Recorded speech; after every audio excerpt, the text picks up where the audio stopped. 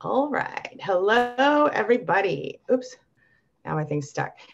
It is Tuesday, the 15th of May, 2018. My name is Angie Atkinson, and on this channel, I offer free daily video coaching to help you. Woo! It is. Hear myself talking. Tuesday, the 15th. I offer free daily video coaching to help you discover, understand, and overcome narcissistic abuse and toxic relationships. I like to call it toxic relationship rehab. So if that sounds good to you, hit that subscribe button. All right, so I've got Colleen and I've got Lise here, my two queen being coaches. Welcome, ladies. Good morning, Good survivors. Hello. Good morning.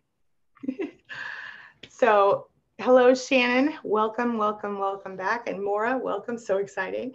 We're very excited for launch time. Lots of exciting things happening. We do have a few more memberships to give away. So make sure that you click that link in the description that says tinyurl.com/SpanelyWin, and we will just give away those memberships today. So stay tuned for that. All right. Good morning, everybody. Now, if anybody has questions for us, you can ask narcissistic abuse questions, recovery questions, questions about the new platform. As always, whatever you have to say. Hello, Maura. Hello, Shannon. Hello, Jennifer. Bluebird Lens. Good morning and welcome back. How's everybody feeling? So while we're waiting for everybody to get in here, Shannon says hello to Colleen and Lise. Good morning. Yes, good morning. And hello, Sam. So Colleen, tell us how things are going so far over at the new platform. I noticed we've had quite a few people popping in there. We've had a lot of people come through. People are excited. They're sharing their stories. We're welcoming them as they come in, and it's exciting. Very exciting. And Lise, you've been over there doing the self-care group and the no contact group. And how do you like it so far? I think it's pretty great. We've had the few people that are over there seem pretty interactive and ready to start healing. So it's exciting. It's a great group already. All right, right on. So everybody, don't forget, hit that button in the, hit the link in the in the description below, and make sure you enter for your chance to win a free membership. We have, who else? Jennifer Grove, hello, hello. Sam is here. Good morning, Sam, welcome back. Brenda Lee is here. Hello, Brenda Lee, welcome back. And let's see, we have Maura. I already said hello to Maura. Maura says hello to Shannon. And Julia's Castle is here. Hello, Julia's Castle. Nicole Angelina. Hey, girl. Hey, how you doing? And let's see here. Bluebird Lynn says hello to Colleen and Lise. Hello. They say hello. Hello. Yes, indeed. And Becky Horst is here. Good morning, Becky. Shannon O'Brien says hello to everyone. And Shannon, by the way, is one of our awesome Mod Squad members, as is Maura. And Colleen, of course, you guys know her. Let's see here. We have Jennifer, Sam. Okay. I'm looking to see if anybody has questions. Let's see. Oh, Maura, can we get a low contact group? Yes, absolutely. Yes. We have a no contact group right now. And I think a low contact group would be really smart. Actually, Lise, what's up? Or Colleen, either one of you guys, low contact for people that have kids with these people maybe, or that aren't able to go completely away. I think that's a great idea. Yes, Maura, absolutely. Shannon, hello, hello. Oh, wait, she says, Blue Lynn says hello. Michelle, good morning, everybody. All right, well, we just wanted to pop in and let you guys know what is happening. So today is the big day. If you go over to the Facebook event, which you can find through SPAN, there are giveaways there today. Colleen, do you want to talk about some of what you're doing over there? We have 10 6-month memberships to give away and some prizes. So I'll be running some contests so people can win. Very exciting stuff, guys. We're giving away a lot. And don't forget, you can also get that free copy of my most recent book, sorry about the noise, which also features Jillian and Carlita and a couple of other people, one other person. Lise, how you doing over there? I'm good. How you doing? I can't complain. I can't complain. Okay, so Bluebird Lens says, my brother's having some major issues and is just now starting to discover that what I'm sharing with him is what he's going through with his wife. Very interesting. Lise, do you want to jump in on this one? Oh, she says his children are afraid of her and he is financially strapped. Any thoughts on that? His children are afraid of. Well, I think, first of all, that can be the way someone discovers what's going on, is they start hearing other people's stories, right. And it can kind of like innocent conversation and the light bulb goes on. So I would say get him as much information as you can, steer him towards Angie's videos and the group, of course, and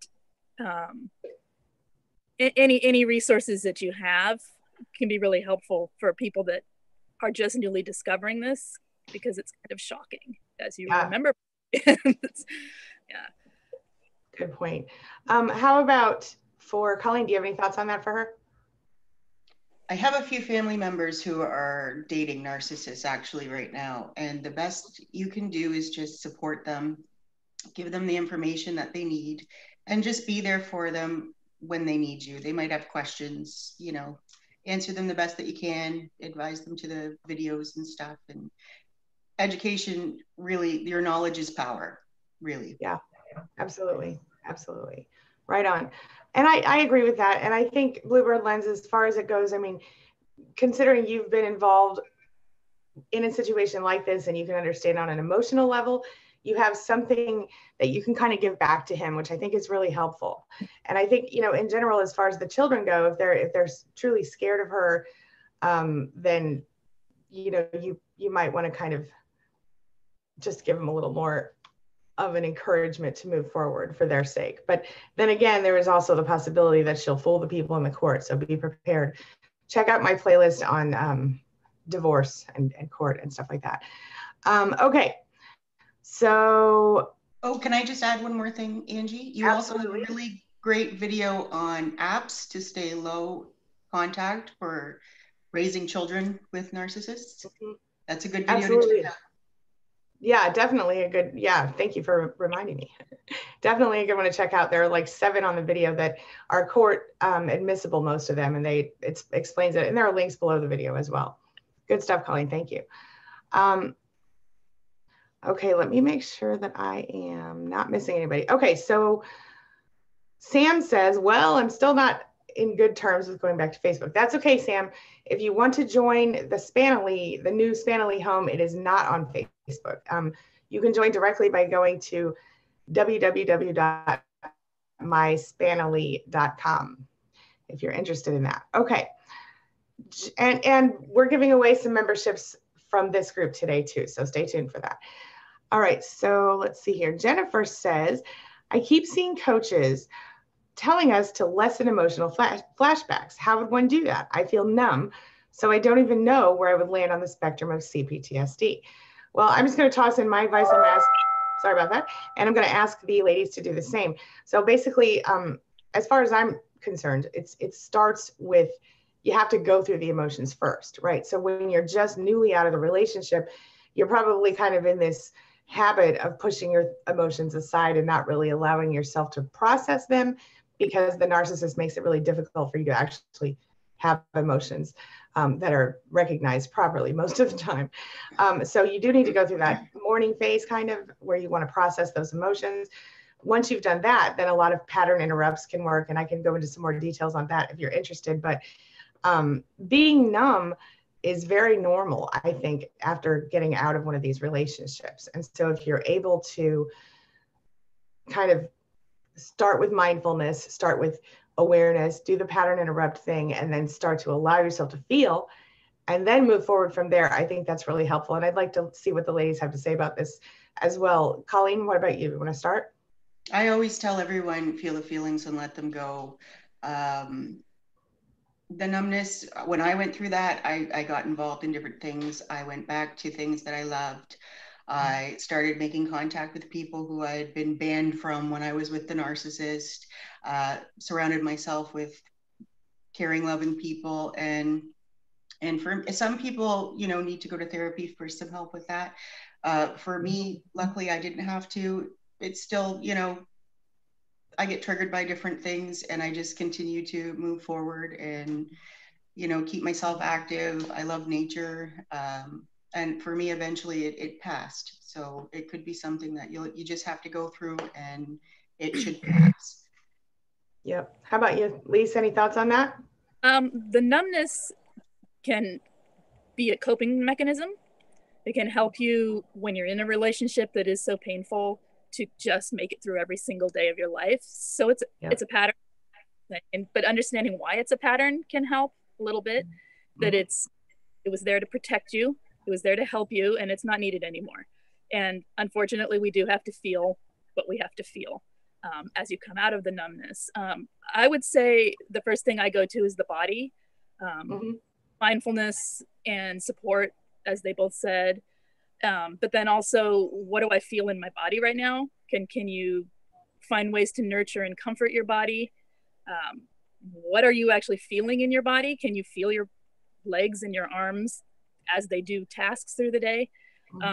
Just getting in contact with yourself again in really simple ways can help sort of ease your way out of the numbness. Because when feelings come in, then it's a whole another phase of healing. Absolutely. Yes, absolutely. And it's hard for us to allow ourselves to feel feelings, I think, after we go through that. And we learn, you guys, when I finally figured out how to go numb in the first place, like how to stop feeling the things during the abuse, it was like an epiphany for me. I was like, this is amazing. But what I wasn't thinking about was that when it was finally over, I struggled to even allow the emotions back in. And so I think a lot of people kind of go through something similar.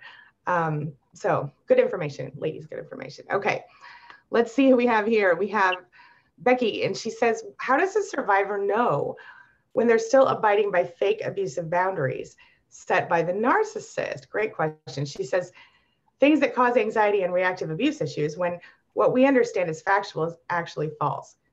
Lise? I'm trying to understand the question. When you understand, can you repeat that last part?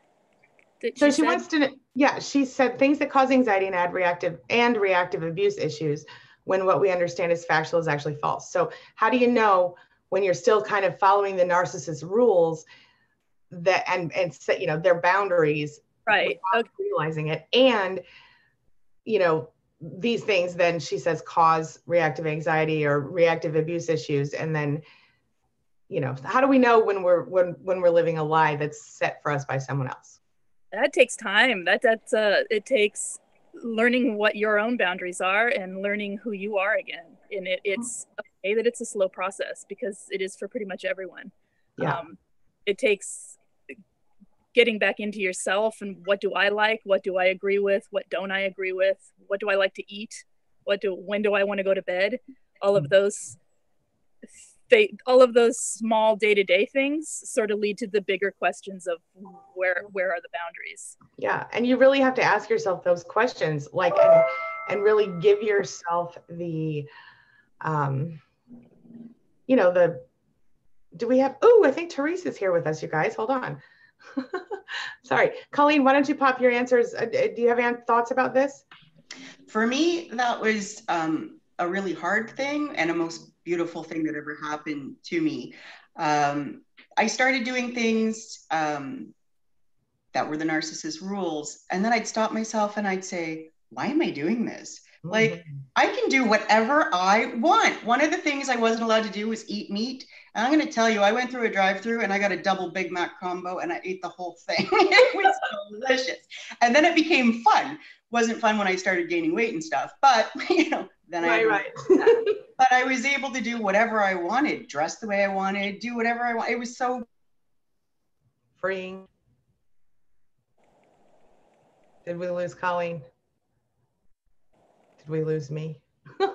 Let's see what happened. There we come back. Oh, there we go. Sorry. Go ahead. I thought I lost you for a minute. It was just really good coming back. So just, whatever you feel like doing, do it. Get it done. And you're going to learn to enjoy that more and more. And it will become habit. You'll remember who you are and you'll just be able to do it. I totally agree. And I don't even know what I would add to that. I think it's about, to what both of you said, it's about being able to move, into yourself. It's about, you know, I tell the story all the time, and I want to really quickly, before I tell you this, Therese is here. She is our head admin over at SPAN. Everybody, welcome Therese. Hi, Therese. Hello, Therese. Hello. Thank you for being here, my friend. All right. So right now what we're doing is answering some questions for people in the chat, Therese. So I'll ask for your opinion on the next round, but I'm going to ask one. I'm going to tell a really quick story, then we're going to go on to the next question. Okay. So when I would, oh, she's muted. Hold on a minute. Unmute. Say that again. I'm working. Sorry.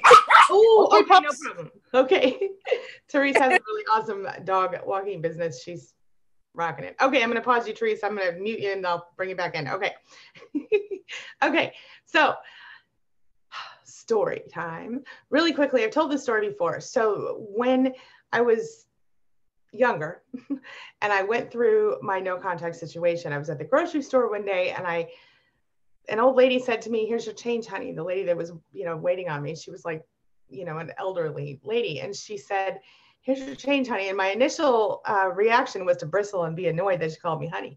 And I couldn't figure out why, because I don't really care if somebody calls me honey. Sat around, thought about it for a while, realized, well, when I was 10, somebody said to me, "I don't like it when people call me baby or honey or sweetie because I feel like they're talking down to me." And so in my mind, those things clicked together and I realized that I had chosen to take on that belief without really understanding what that belief was about. And so that's one example, but there are lots of examples like that where you can think of, you know, like the lady said, just kind of give yourself a minute to think about it, to let it, you know, do I really like the taste of this coffee? Do I really like the, you know, whatever it is, and really decide for yourself. And I found a lot of peace that way. Somebody was going to say something. Did I miss something? No? Okay. All right, next question. Let's see what we got here. Good morning, Maddie. Good morning. Good morning. Our other mod squad, awesome person in the house. And wait a minute, now I lost my place. Hold on, bear with me. We have lots of questions, ladies.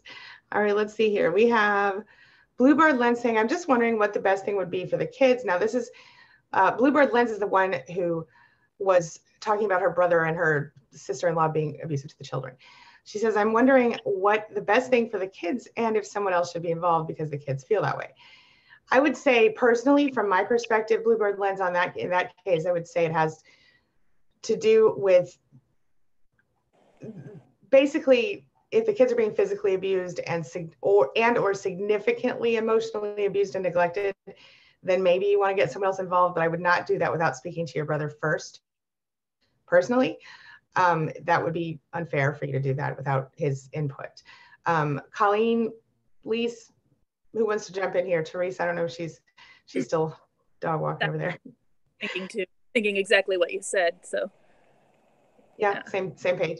How about you, Colleen? Anything to? Oh, sorry, Lisa. Anything to add? No, I'm sorry. We have a weird lag here, so. No worries. Sorry about that. Colleen, anything to add? Just show the children more love, more support. Let them know that they can safely talk if they have concerns or they're upset about anything, so they feel safe that they have an adult they can trust and come to if they're feeling scared or anything is going on that isn't quite right, and just showing that extra love and support that they need. Yeah. Okay. All right. Hey, Therese, can you hear me? Let me see if she can hear me. I don't know if she can. Oh, wait. Yeah, she can. Okay. Hey, Therese, do you have any input? Do you have any input for should she call CPS on her brother's abusive wife? I don't know if she can. I can hear you. Can you hear me? Yeah, I can hear you. Yeah. I'm torn because that whole system is so broken. You know, that once they know about, you know, something, I mean, it's so broken. Sometimes it can be worse on the children. I don't know. You know, I've heard horror stories about it, you know, that family tries to get the children and it's years later, but you know, you have to protect the kids. Kids are number one. You have to protect the kids. Absolutely. Yeah. Yeah. And I think on the flip side of it, really speak to your brother first. Because I think if you bring them in without his permission, you're going to lose him forever. And I think that would be something that you should definitely talk to him. I mean, you could lose him forever, my family. Anyway, all right, moving right along, people. Okay. So Becky Horst says 4 years out of the relationship, and I just found out, and this is about her realizing that she had old boundaries still stuck in her head and stuff like that with her abusers' rules and stuff. She said she just found out with the help of an abuse advocate watching her work through a situation that has been tripping her up. And she said that the advocate says, boy, did he do a number on you.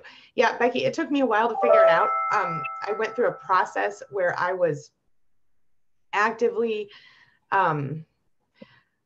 like for 6 or 8 months, actively remembering all of these things that not remembering, like reconsidering, redetermining, figuring out, do I or don't I think this? Do you believe what you think you believe? That was like my mantra for a year. And it took me, and I'm sure there are still things rolling around in there that I need to reevaluate.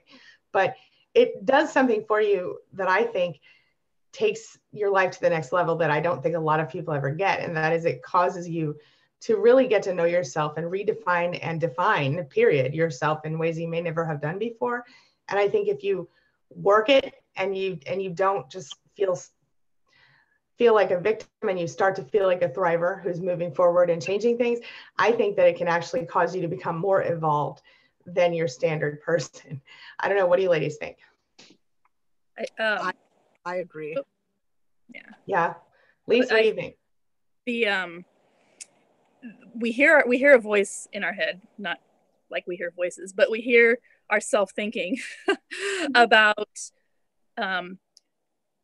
we have opinions and we judge and we have reactions to things. A lot of times that's where you find the little hints that those aren't actually your thoughts, because they will be so negative that you would never say that to anyone else in the world. And that right there, you can say, I can change that. And having the attitude that Angie just talked about of moving forward and thriving, and then hearing those things, it can feel like a setback at first, but then you realize, no, that's an opportunity to change that belief. And then the next belief, and then the next, then it becomes almost a game you play with, try to catch them as they're happening and improve everyday life. It's a beautiful thing. Yes, absolutely. When something like that happens with me, because we are so preconditioned, I stop and I think, what are the facts of this? Are the facts, does it show me this? And like, and where did I get this belief from? And whether you realize where you got it from or not, challenge it. That's the part of growth. Absolutely. Yeah. And I love that. And always challenge it, because if we can keep our minds open to new perspectives and change, I mean, how many things have just right here in this little foursome, we all changed because we just decided that, I'm not going to think what I used to think. I'm going to change my perception. For me, it's my whole life, really. Yeah. Colleen, what do you think about this? No, I just love everything that y'all said. And I agree with all of it. Right on. All righty. Okay, let's see here. We have, hello, Stacy, the Sparkling Star. And Shannon, thank you so much for greeting. Ooh, I'm so sorry. Shannon, thank you so much for greeting everyone. Bluebird Lynn says, thank you. I will do that. Right on. My pleasure. Kingdom Princess in the house. Hello, Kingdom Princess. Welcome back. And we have Michelle Rice, and she says, I didn't know that this many people are involved in this thing called narcissistic abuse. Where the H did these creatures come from? I think you just answered your own question, sister. But seriously, though, seriously, I think what it comes down to is on a more serious note, they are made in childhood, in my opinion. From what I've seen, from what I've researched, most narcissists, although there are some who acquire narcissism, like if they get famous or rich all of a sudden, but and there is like a whole theory around that. But in general, narcissists are created in childhood, either from emotional neglect and abuse, physical abuse even, or by being spoiled rotten brats who never are told no. And I think it's more often, even in the spoiled rotten brat situation, those are the kids who get everything handed to them, but still don't have emotional support in most cases. But I would love to hear what you all think about that. Let's start with Colleen this time. Okay, what was it again? What was it again? Where do you think narcissists came from? Oh, God. You sure you want me to answer that? I don't know, but I wish they'd go back. You know? Right. Yeah, I just wish they'd go back. Yeah. As far as my understanding is, it's something that, you know, they choose in childhood, but Yeah. and some of them have had some like rocky past, but honestly, like I haven't had a great past myself, but I don't use that as an excuse to go around treating people like crap, you know? So I don't know where they come from, but I wish they'd all go back. Mm-hmm. I'm with you. Lise, how about you? I guess pretty the same. I mean, my understanding is it's childhood issues that, I mean, again, had not having the best childhood for many of us, we don't end up narcissists. So is there another component? Possibly. There's, you know, again, I don't know. I don't know where they come from, what makes the empathy go away, or if it was ever there and it just gets buried. Yeah. So, and that their ego supersedes their subconscious and they can't empathy. They can't feel. Yeah. Good point. All right, Therese, how about you? Any thoughts on that? Well, what you had said, I believe that too from childhood, but I also believe, you know, studies show that narcissism is on the rise, and not just from childhood, but just we get people, like you said, are spoiled. We get self-gratification so quickly with social media, with everything, and we don't really have to interact with people. We can say what we want, you know, type it out, text it, say what we want, and we don't get the response from somebody, you know, a hug, or, you know, you can take it wrong, and people are just becoming way more selfish. And I just have heard that it's just, I mean, it's rampant. People are becoming narcissists or getting, you know, MPD traits of hurt later on in life. Yeah. So. Okay. Right on. Okay. And let's see here. I have some crackling. I'm going to see if I can mute one of you to see if that's changing anything. Let's see. Talk. Let me hear some people talking. No. No. Okay. I think it's Therese. Therese, I think you have crackling on your end. So I'm going to. Why don't you take me off for, like, let's say 20 minutes, because I'm by the lake and I think it's the reception here. Okay. All right. I'll just mute you and wave at us if you need us. Okay. Okay. All right. Anyway, where were we? Okay.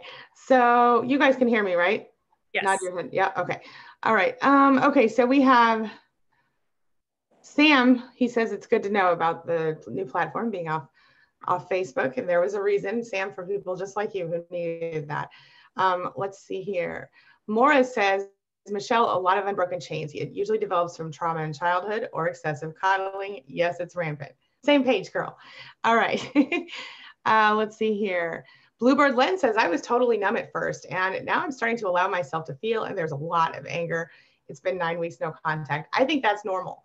I think at this point, that's normal. If it becomes toxic to you, I suggest you write the letter that we talk about all the time, and I won't go into it right now unless someone needs me to.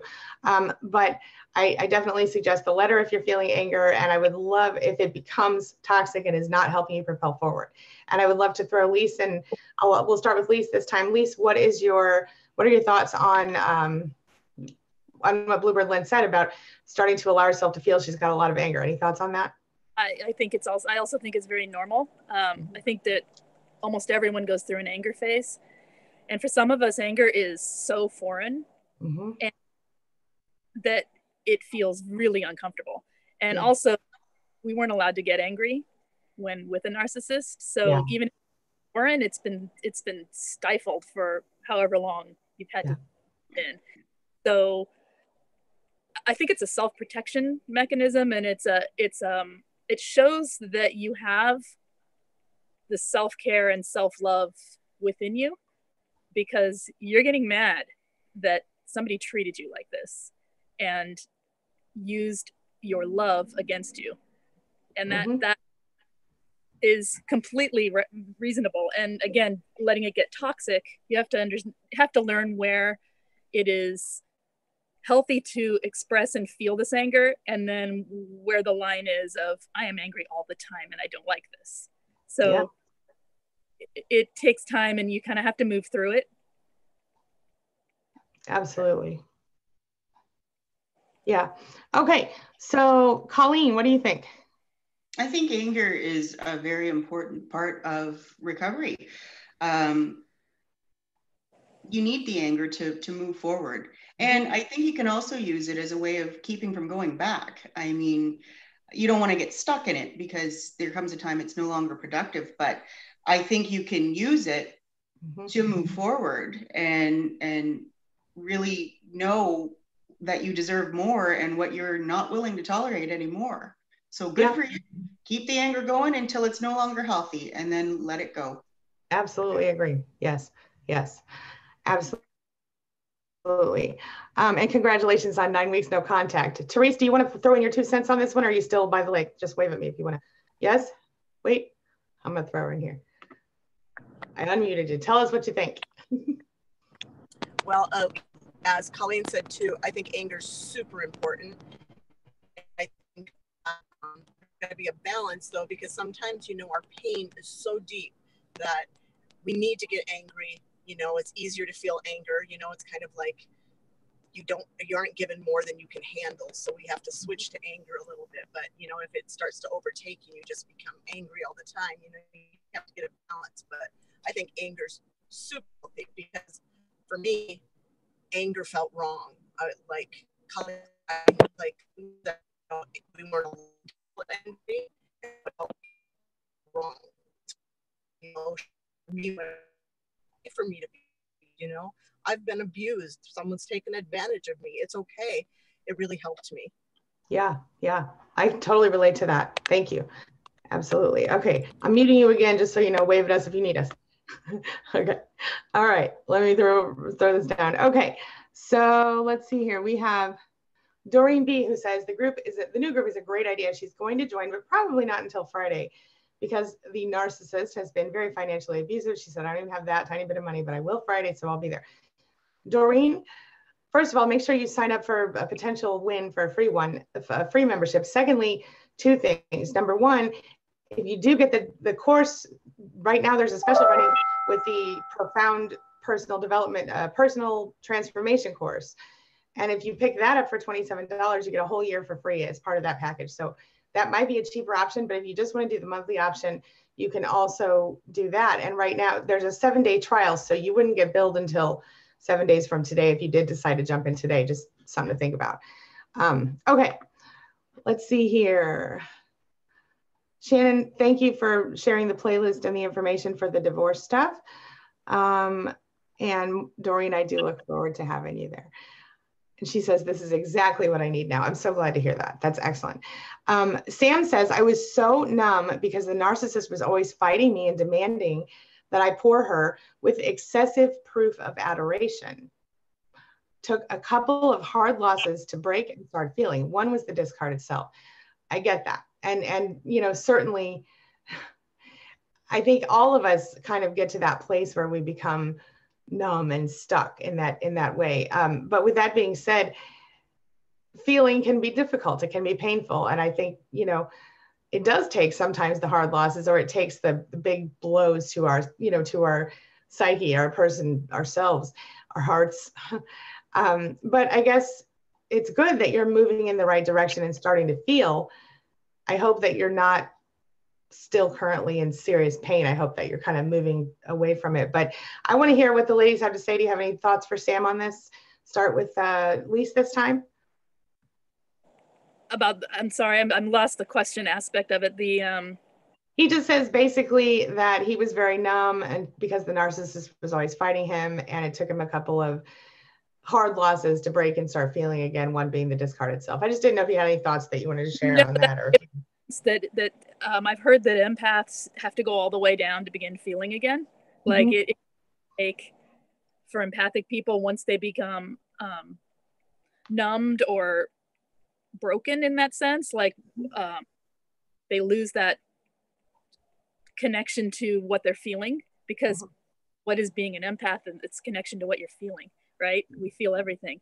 So once we become numb, that it can take these hard blows to begin feeling again. But then the beautiful part is we get to heal, and we are able to lift ourselves up out of that, especially with the support that we have around us.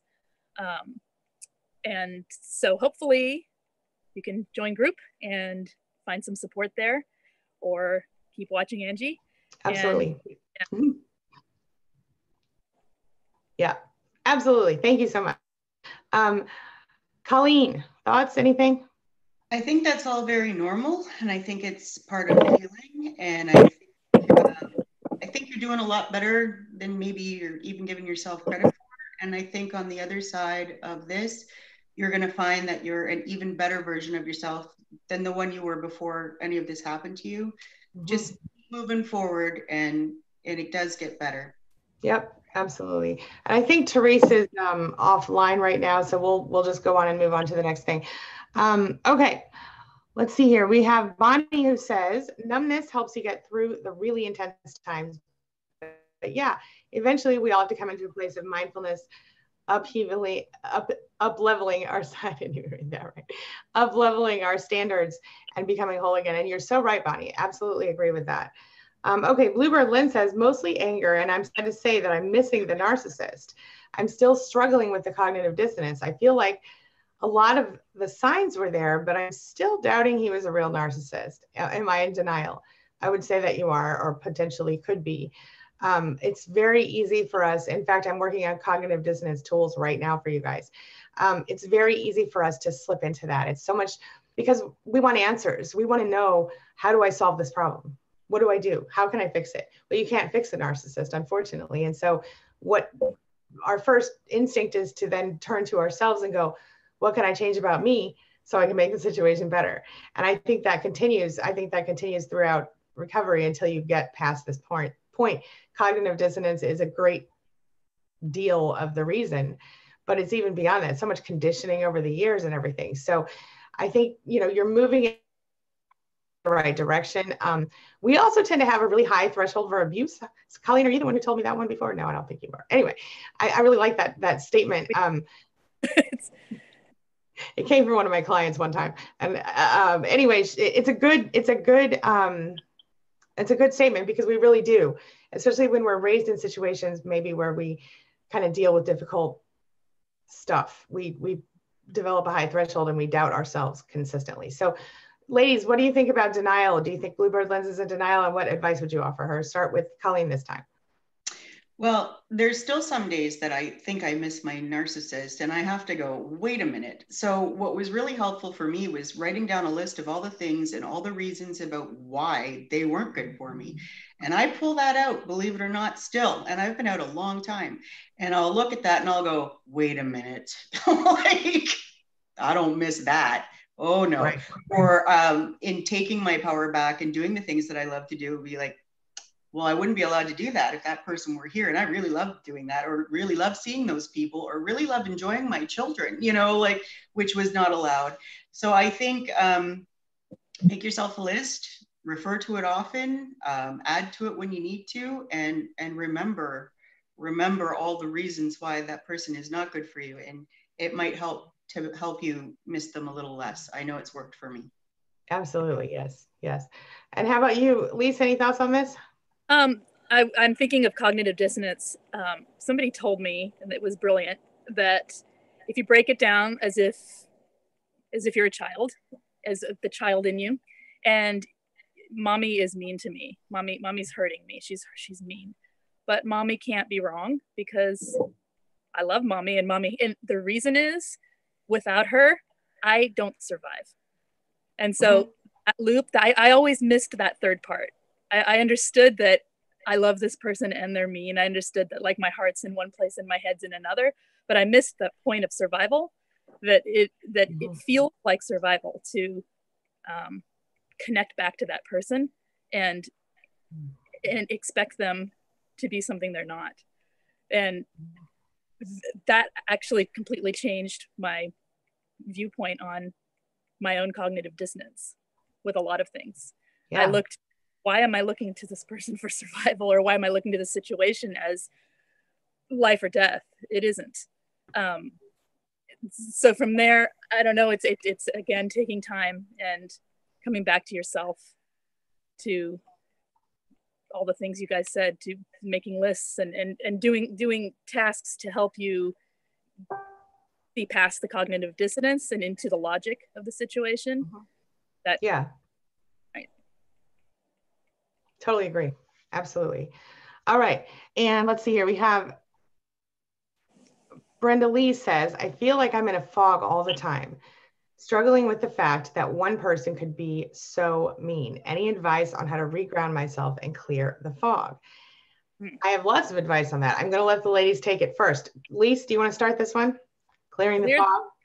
Well, again, I come back to the body first, because that is it's the quickest way in without having to use thought or emotion. Your thoughts and emotions are likely going all over the place right now.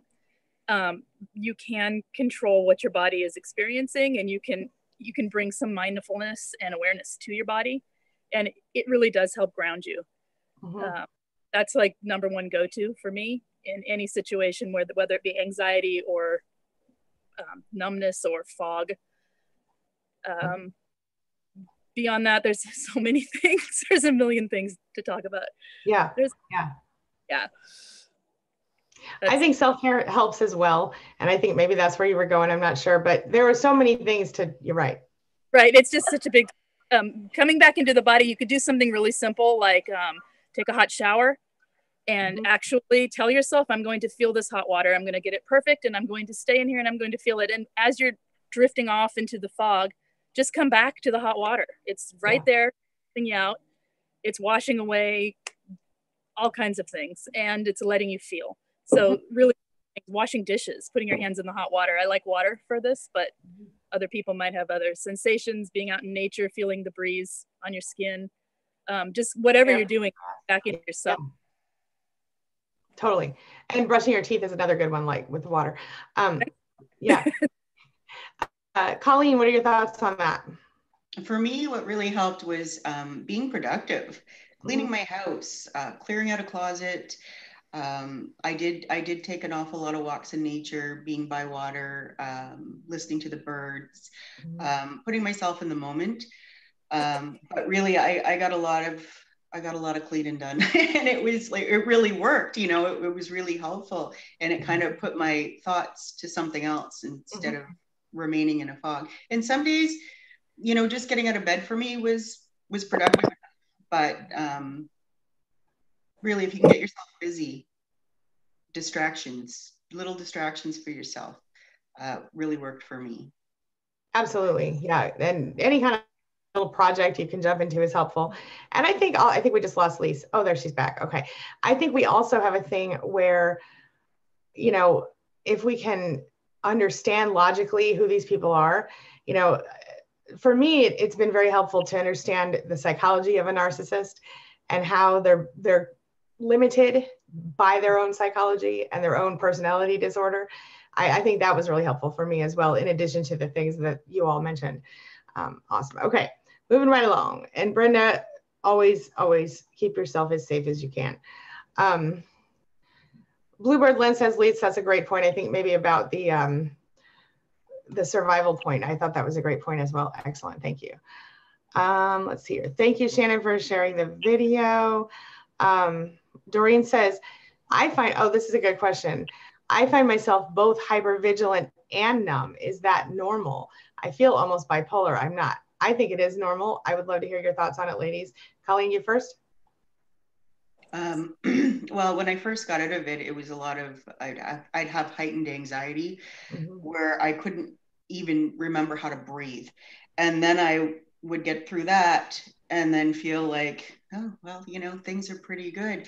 I think it was just something that I had to go through. But I also felt bipolar. And, you know, after a few weeks, I found that started to settle. Yeah. Yeah. Good stuff. Good stuff. Lise, thoughts on that? Yeah. I think it's normal too. I think when we have trauma, any kind of trauma, but in particular, this pervasive kind of trauma from narcissistic abuse, our ability to function is completely changed for a while until we heal. if you take a cup, it's like our losing the word right now.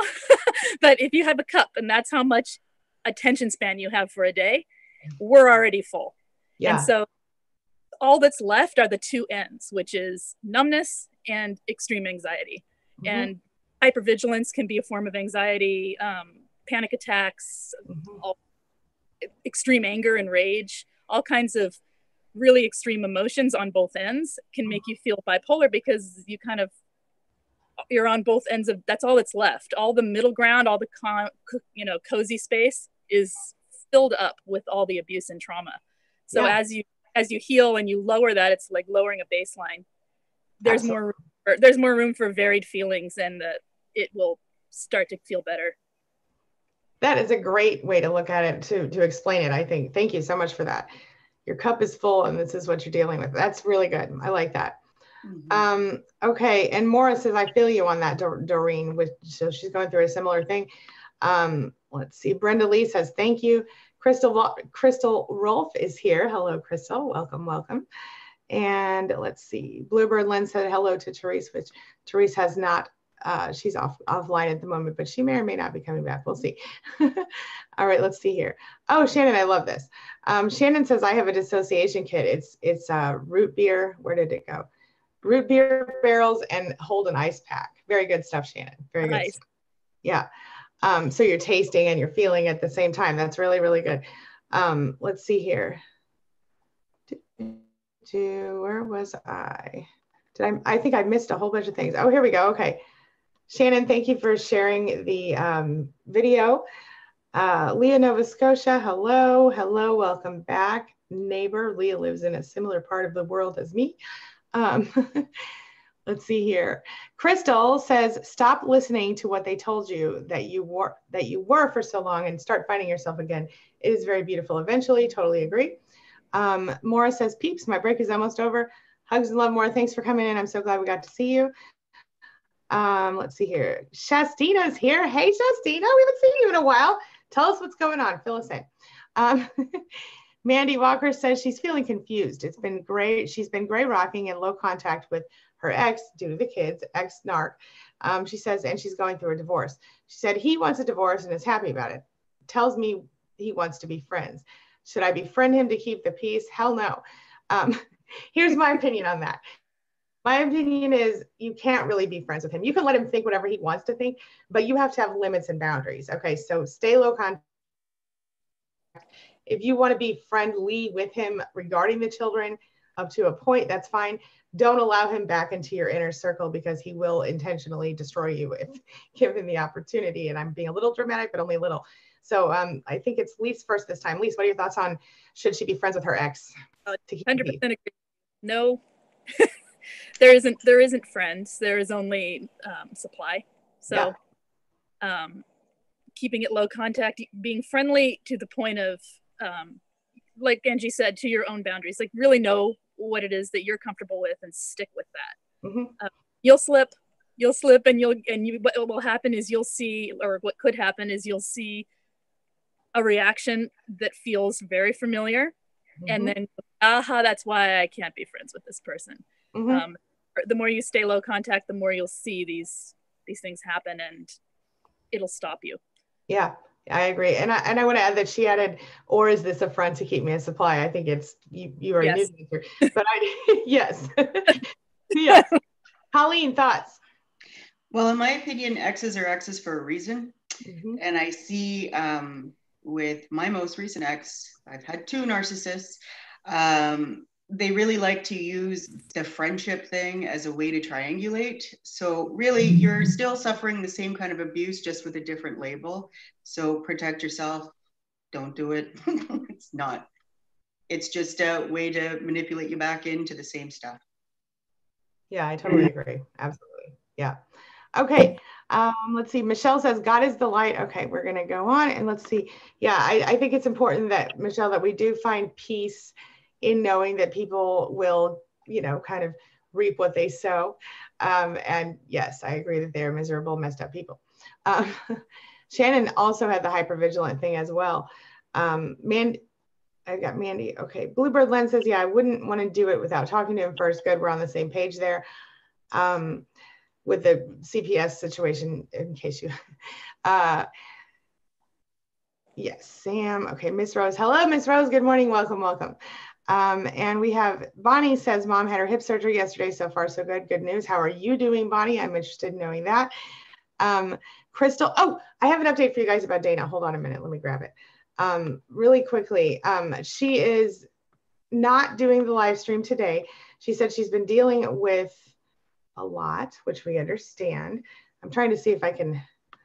I can't even do it while I'm here. Okay, well, anyway, I'll come back to that. But basically, she's doing well. I'll give you more details soon. But she's still looking for a place. We're restarting the streams at the beginning of June. So be aware of that. Okay, let's see. Crystal says to Mandy, I'm in a similar situation, maybe further down the road. And I say, absolutely not. They will continue. I guess, is Lisa, I don't know if she's, okay. I'm in a similar situation. Okay. Mandy says, Crystal says to Mandy, don't be friends with him. They will continue to suck from you energy as long as possible. And the cycles still happen, just in a different form. I agree 100%. It's just about keeping you a supply. And yeah. Okay. Let's see. Bonnie. Yes, it is a huge hurdle. Definitely better days to come. Okay. Hey, Rose Hargrove. How are you? We haven't seen you in a while either. Happy to see you today. Welcome back, my friend. Justina says, I agree with Therese. It's a hard call. Best wishes for helping the kids. And this is back to Bluebird Lens, who says, Doreen says, I feel you. I still struggle with the cognitive dissonance as well. I even still miss my husband, even though I know he was never there. Not really. Sometimes it's so hard to accept. I think we can all relate to that one, right? Yeah. Yeah. Okay. Let's see. Bluebird Lens says, Doreen, I feel like there are so many things holding me back from moving forward. I feel so tired. I have been there. I have been right there. And I think in that situation, you have to start focusing on what you do want, not what you don't want. You have to not dwell on things you can't control. And you have to do self-care and self-love, unconditional self-love. It is a process. And of course, there are lots of things that stand in your way, but if you look at them as obstacles, I think they're going to remain obstacles. If you look at them as steps, maybe you can walk them a little easier. What are your thoughts, ladies? I think it's Colleen first this time. Colleen? I'm sorry, I got lost again. What was the question? I'm so used to listening and moderating that I'm not used to being like, okay, so what was it again? I'm sorry. She wants to know, well, I want to know, I guess, what would you do for someone who's saying, I feel like there are so many things holding me back from moving forward. I'm so tired. What would you say to her? Treat yourself well. Sleep when you need to, eat even when you don't feel like it. Push yourself just a little bit, to do things, to get out of bed, to take a little walk, journal, just whatever you're comfortable with that's going to make you feel better. Just the smallest thing, until you can get a little better with doing more. Absolutely. Yes. Thank you. Lise, thoughts? Yes. Well, self-care. That's really our ticket to a better life, is making self-care a lifestyle. We think of it as a thing that to get us through something, but really happy, healthy people are always in a state of self-care and giving. They give to themselves and they give to others. So breaking it down and learning what that actually means and how to apply it. And stay on that topic. But and I like what you said about seeing it as steps. I think that's super important, to see it as it's a path you're walking. It's not you're not carrying a bag of rocks, you're carrying like flowers for yourself. You don't have to, it doesn't have to feel like a chore. And it will maybe feel like a chore once in a while, and that's okay, because not all self-care is manicures and pampering. Exactly. and if you're tired, sleep. Go ahead. Give yourself room to feel what you feel. And then, set limits so that you're not sleeping all the time. That's what I've done that's where I go when I'm feeling completely stressed out, is feeling really tired. And I say, okay, today I'm going to do this and this, and I set goals. So that's what I would say to that. I'm going to have to go now. Okay, Lise. Thanks for coming in. Bye, everybody. See you in. Bye. Bye. All right, you guys can find out more about Lise at queenbeing.com/Lise, Lise. All right, next question. Let's see here. Mandy Walker. Sam hopes the best for you and your kids.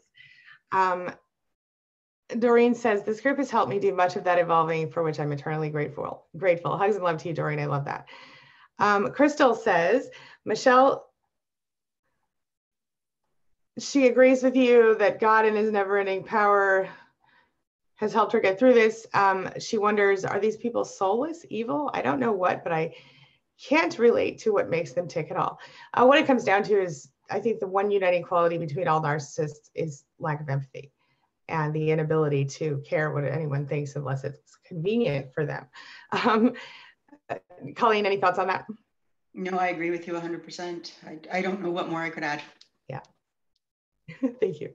All right. Yeah, Shastina says, Bonnie, it is tough. I'm going through the same. Yeah. Crystal's laughing at me. I'm not sure if I said something good or bad because that was a while back. All right. Let's see here. Yes, Bonnie says narcissists are definitely creatures.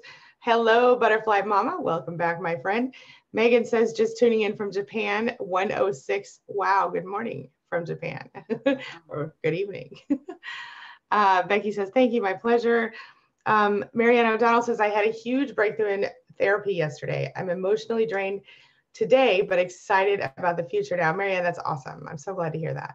I would love to hear about it. Doreen thinks hell might be the hometown of narcissists. I like that. That's funny. All right, let's see here. Bonnie says, yes, Shastina, we do the best we can, but not this type of info on true narcissists, which is not floating out there yet. I have a million psych books, but none had truly boiled down to this phenomena. It took me a long time to figure it out too. That's why I started talking about it. Yeah. Let's see. Rose wishes they would all go back. Colleen, she's with you on that. Oh, from wherever they came from. Miss Rose. Crystal says, yes, send them back, please. See, we're all on the same page there. Okay, let's see here. Ileana, sorry about the sounds. We think we got those handled.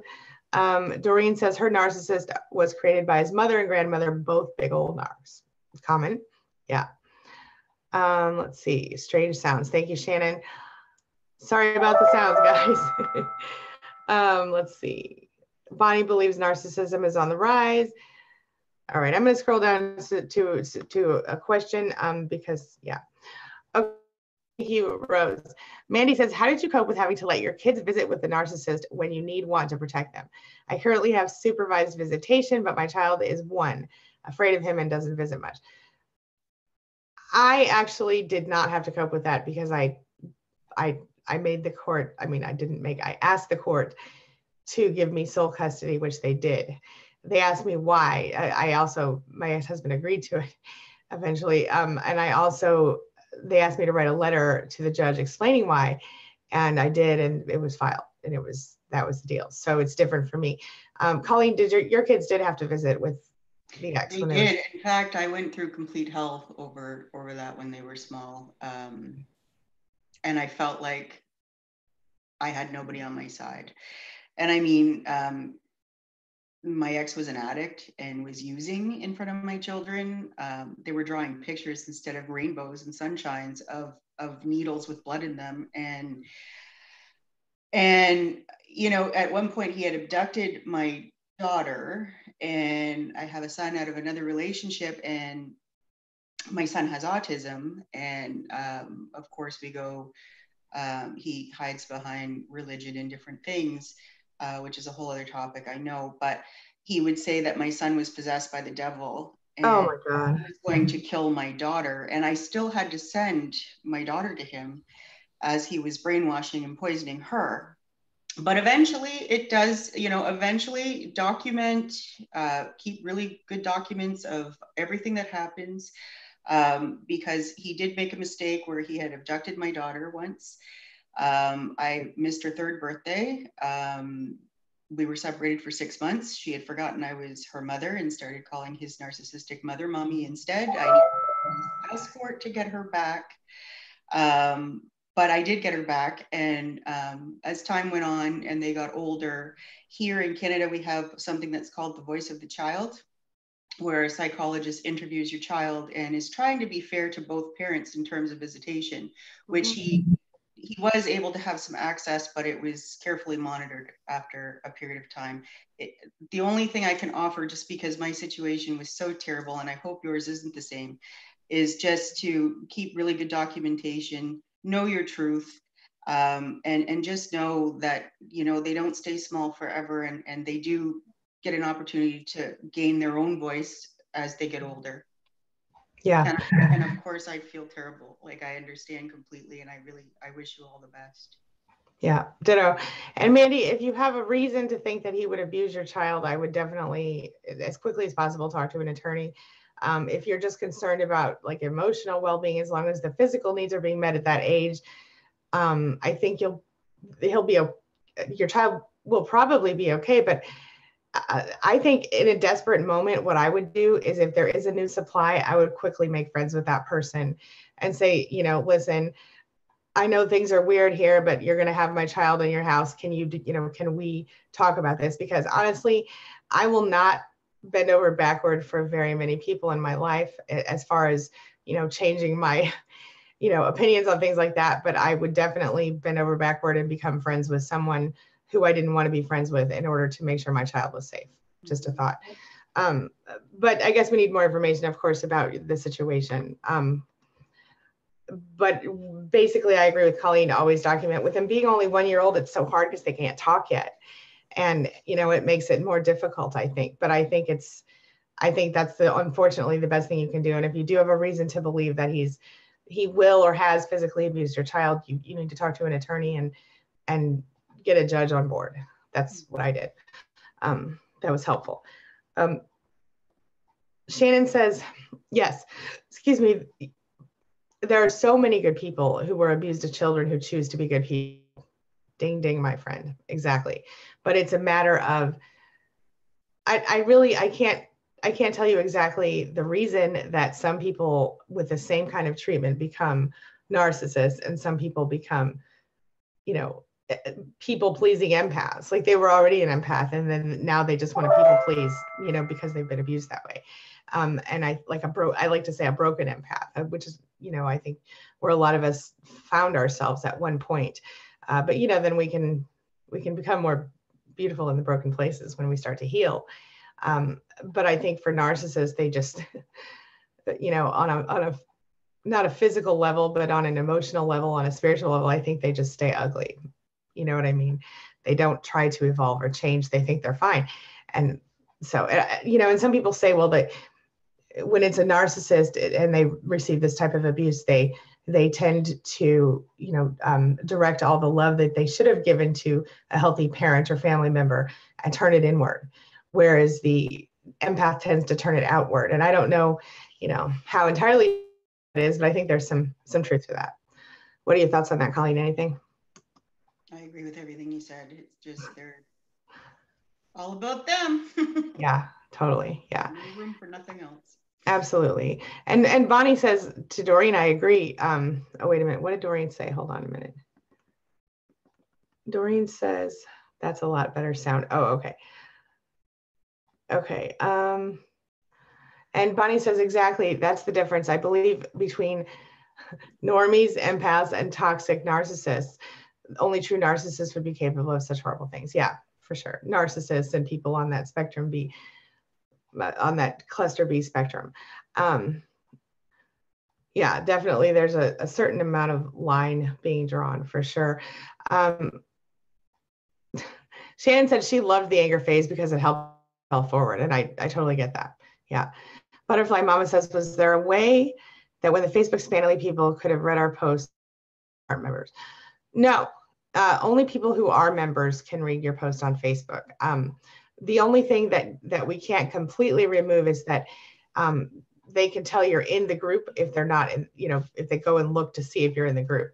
But you can hide groups on your profile. And I have a video on that on on that page of, if you go to the queenbeing.com/span page. So we do keep the span group as secure as we can, and we always will. We're not changing that. But what we are going to do is add this other layer of support for people who don't want to be on Facebook, and for people who want a more, direct approach to their own healing, so they don't have to wade through everybody's posts. They can just go to the posts that are related to them, for example. It's a similar but different setup, a little more customizable, probably a lot more secure, because you don't even have to tell us your real name if you don't want to. You just and there's no, nobody's on that network unless they're already on that network. So they're going to be survivors only, and we will be doing our best to keep that group safe just as well as we do. I really also love the sections of the different stages of healing as well. Yeah, that's in there. Thank you. And I think that's really helpful as well. And we set up like a little no contact club. So there will be, people who want a no contact buddy can ask for one there. People who just want to be accountable to the group can be accountable to the group. So when you're going through the, the process of no contact, it becomes, yeah. Okay. It helps to have backup in that area. And then we have a, self-care, and we have all the different, I think you guys are really going to like it. And if you have any other specific questions about that, throw them at us. And Colleen, if you have any other thoughts, feel free to share them. Okay. Bonnie says, if you get angry with a toxic narc, they will make you pay eventually, sometimes in a passive aggressive way. Totally agree with you on that. Sam says, I'm dealing with my coworker who put pressure on me to go back into Facebook over the past weeks. And even though I don't want to break the partnership, I understood the need to go back to the platform, but it has me triggered. I totally get it. And that's okay. If you're not ready for Facebook, don't do Facebook. It's really okay. As far as, I don't know what your situation is with work, but if you're in a situation where, you're doing online stuff and you can't stand to be on Facebook, hire somebody to help you, my friend. That could help a little bit. I think we're just about to wrap up here, everybody. Colleen, do you have any final thoughts for the group today? No, just come on over into the event so that I can give away some prizes and do some contests and meet everyone. Yes, indeed. And we will have new winners from today's chat. Make sure again that, oh, hey, Malta, hello. Okay, make sure, we love him. Make sure again that you go to the link at the top of the description, which is tinyurl.com/SpanelyWin to sign up for a chance to win a free Spanely membership for 6 months. The other thing that you can do is, if you don't want to wait, you just want to go check it out, you can go to myspanely.com. That's www.myspanely.com. It's a secure site, and you can check it out. There's a 7-day trial if you're interested. So any other thoughts, Colleen? Nope. All right, everybody. We will see you on the flip side. As always, thanks for being a part of my day and a part of my life. Don't forget to check out our new Spanely home, or just join us in Span over on Facebook. All right. Thanks so much. I will see you guys soon. Hugs, love, Colleen. Thanks for joining me. Thank you. My pleasure. Talk to you soon. Bye. Bye.